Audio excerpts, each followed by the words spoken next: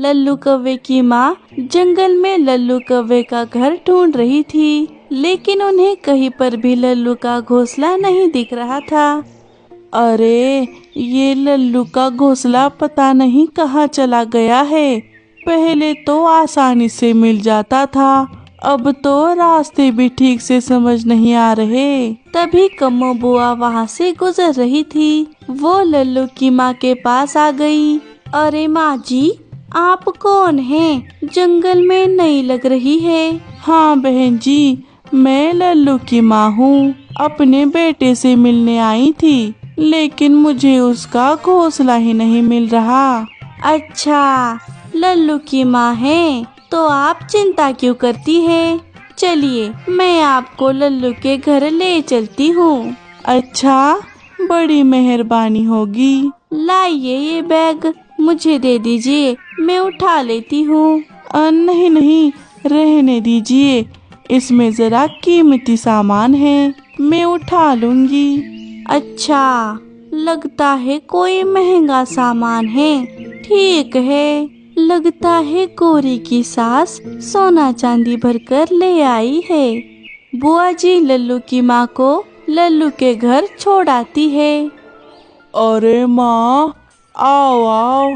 अरे, ये बुढ़िया यहाँ क्यों आई है? अरे बेटा, मुझे तो तेरा घोंसला ही नहीं मिल रहा था। वो तो भला हो उस बुआ जी का, जिसने मुझे तेरे घर छोड़ दिया, वरना मैं तो वापस ही जाने वाली थी। अच्छा, तो उस बुआ ने ये सब किया है, उसे तो मैं बाद में देखती हूँ।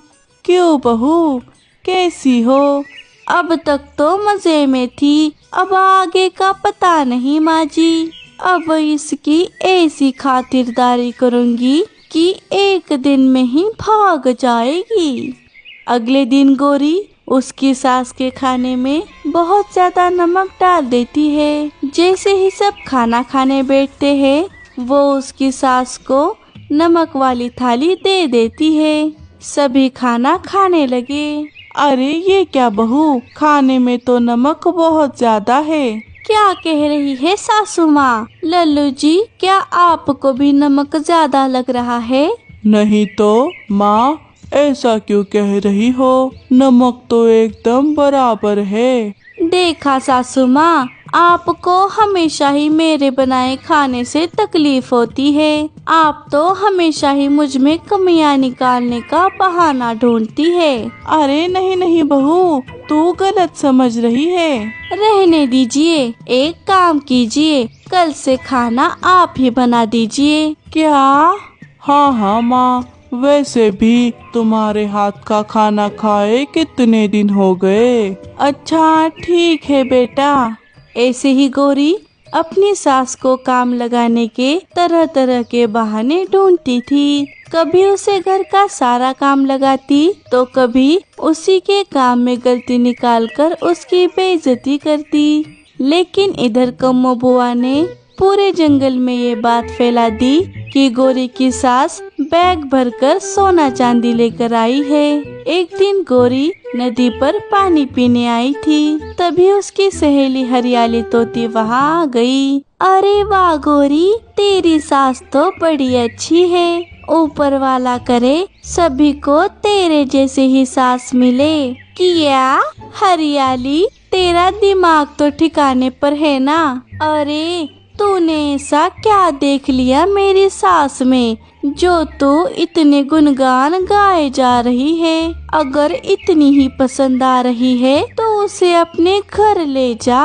अरे मैंने सुना तेरी सास बैग भर के सोना चांदी लाई है, वो भी तुझे देने। हमें तो बुआ जी से पता चला। क्या कहा? सोना चांदी? लेकिन मुझे इसके बारे में सासू माँ ने कुछ नहीं बताया। मुझे लगता है वो तुझे परखना चाहती है, तो उसे काम वगैरह मत लगाना और उसकी खूब सेवा करना, फिर तो वो सारा सोना तुझे दे देंगी। हरियाली, तूने ये बात मुझे बताकर मेरे भाग ही खोल दिए। चल चल, मैं चलती हूँ, अपनी सास की सेवा भी तो करनी है। गौरी खुशी खुशी अपने घर लौट आती है तो वो देखती है कि उसकी सास घर में झाड़ू लगा रही है।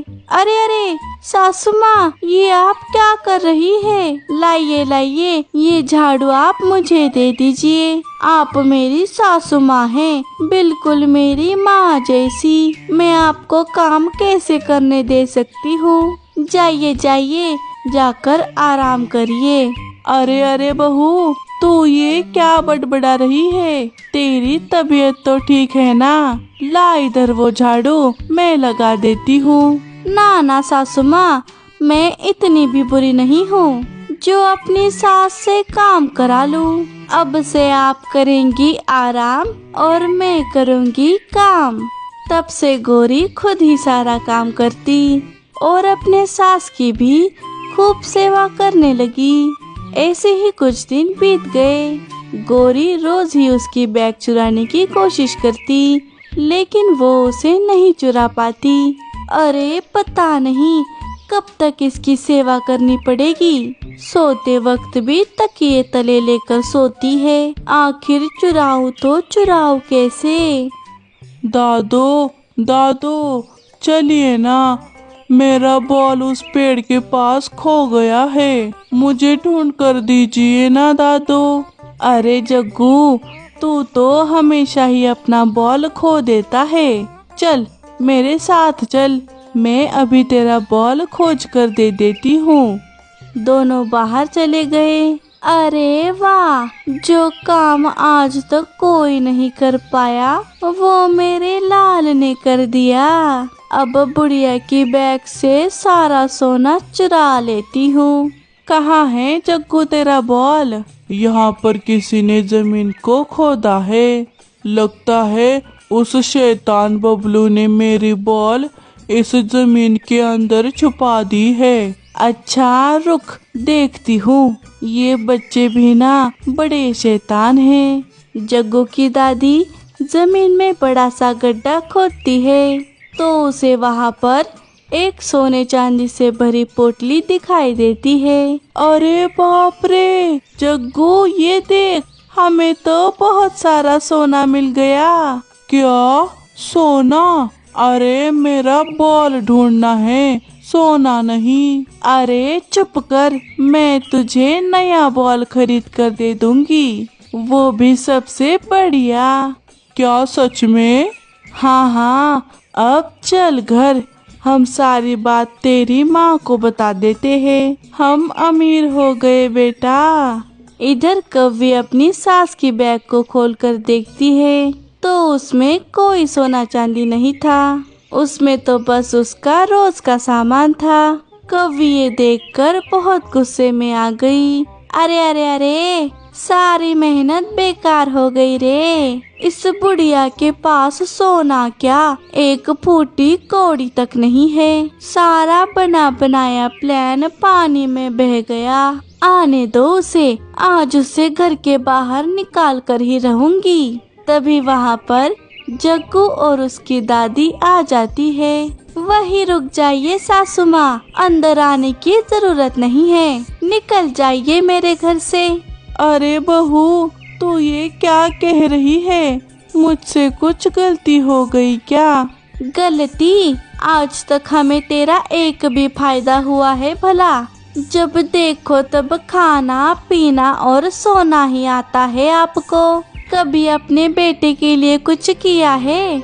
अरे बहू, हमारी किस्मत अब बदलने वाली है, तू पहले मेरी बात तो सुन ले। नहीं, किस्मत तो मेरी खराब थी जो मैंने आपके बेटे से शादी की। अब निकल जाइए मेरे घर से और आइंदा यहाँ आने की कोशिश भी मत कीजिएगा।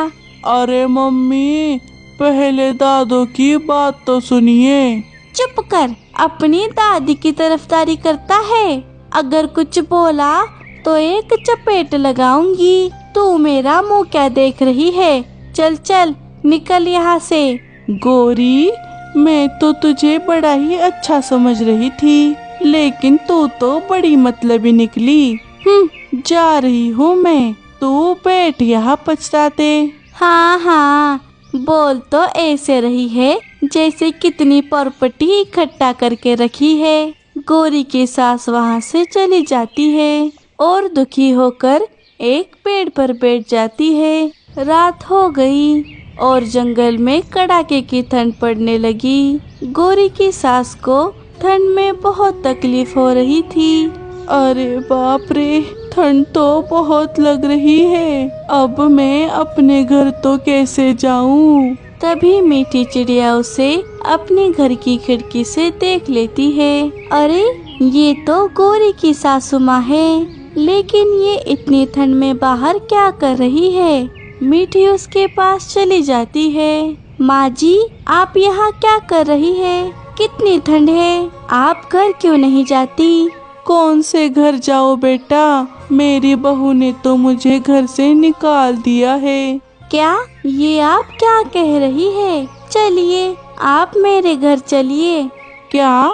लेकिन बेटी। अरे माँ जी, अब आप ज्यादा सोचिए मत। यहाँ ठंड में बैठकर आपकी तबीयत खराब हो रही है। चलिए जल्दी। मीठी उन्हें लेकर अपने घर आ जाती है और ओढ़ने के लिए चादर और गर्मा गर्म भोजन बना देती है। गौरी की सास पेट भर खाना खाकर सो जाती है।